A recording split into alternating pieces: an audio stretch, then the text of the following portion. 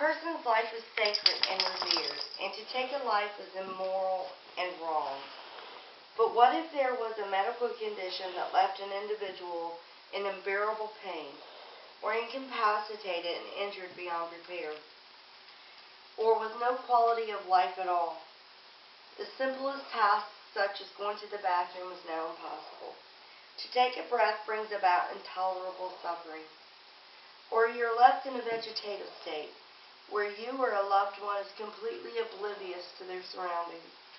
Then wouldn't it be considered compassionate, merciful, or even humane to choose to end the life? To die with dignity?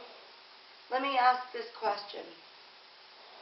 If you or a loved one or your spouse had no quality of life left, and there was no hope for recovery, and you or they were left with only months to live, and the worst was yet to come from the disease, shouldn't it be you or your loved one's decision to die in a peaceful manner, or to die with dignity, or at least be given the opportunity to have the choice to end the suffering? Would it not be considered a merciful and compassionate act?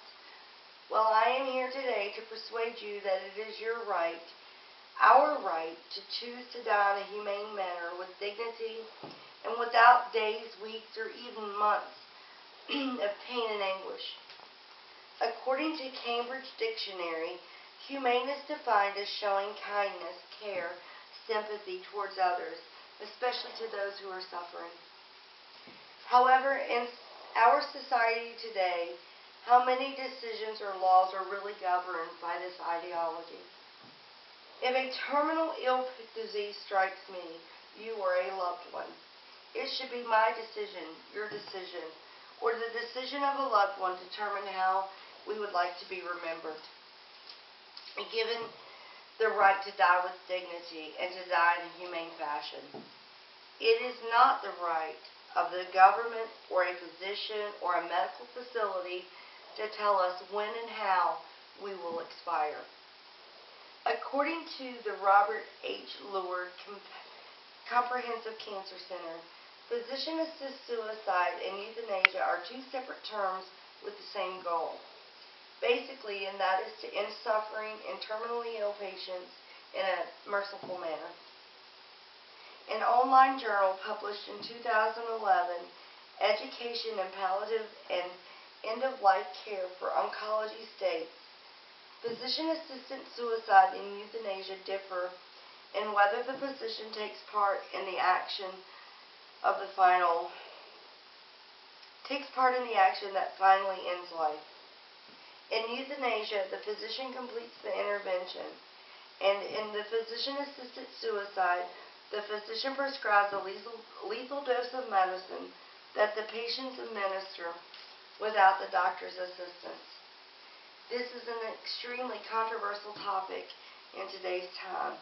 However, the reality is that this type of merciful assist has taken place since the beginning of medicine.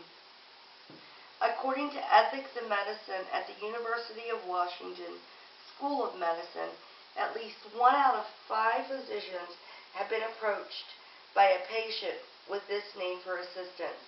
To be more precise, Derek Truskowski reports, based on a recent study, 57% of physicians practicing today have received a request for physician-assisted suicide in some form or another.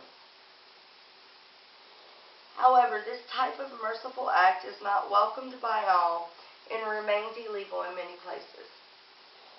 And some religions strongly oppose to this type of expiration.